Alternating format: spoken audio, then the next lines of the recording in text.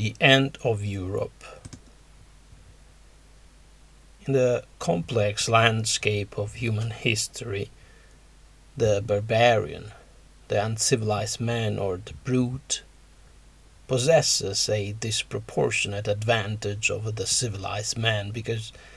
in the first place, he or she has nothing to protect behind him or her, nothing cultural to cherish. His or her space is that of the immediate, of everything that can be touched, used, exploited, cannibalized, grabbed or bitten. The barbarian has no other prospect or aim in life than that of his own personal expansion, nothing in mind beyond the maximization of his will to power or his desire to devour all that is to be found in his or her path. If civilization creates and builds, barbarism consumes and destroys. The law of club and fang is the only rule recognized by the barbarian, and so, even in this respect, he or she has an enormous advantage, immense, almost inconceivable, over the civilized being, because to stop the brute, even civilization would be forced to descend into the same arena as the barbarian, that is, the arena of brutality. The options of civilization in the face of barbarism are therefore limited, either using the force that depresses and consumes civilization itself, or surrendering to the advance of barbarism, letting itself be devoured slowly, sacrificing itself because it is the only way that civilization has to endure longer in life. As long as barbarism exists, the destiny of civilization, of every civilization, will be to let itself be devoured. The civilized person may be a master of intellect and dialogue,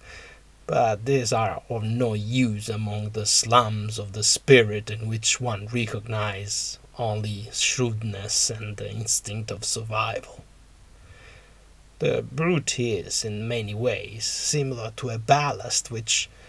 when of considerable weight, is capable of sinking any sailing ship, no matter how big, beautiful, or robust.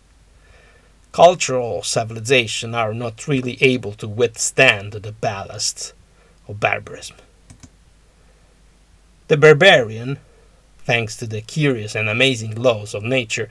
also has numbers on his or her side, and this, in the end, tends to make him or her a role model for the future, whatever future. When a civilization becomes weak, because it is being assailed by barbarism, it begins to forget its essential forms, and fewer people will be able to understand culture and the basis for real knowledge, while,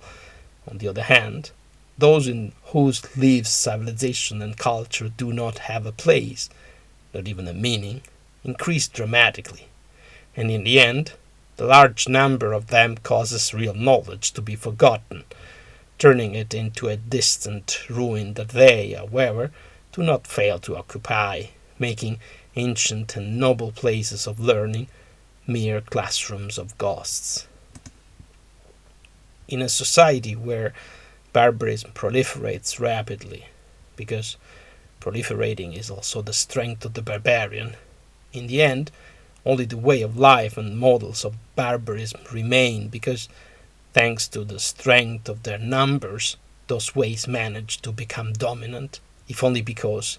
by increasing exponentially, they turn culture into a mere rarefaction. The barbarian will never be replaced by the civilized woman or man, just as the wheat will never be replaced by flowers, and this is, perhaps, one of the most curious and ambiguous laws in the universe. The Greeks, who wanted to stop barbarism, had proposed a society of excellence and individuality, but they too have fallen, and barbarism has overwhelmed them in its relentless journey. The fate of the world, and of the human beings in it, then, seems to be only to end in barbarism.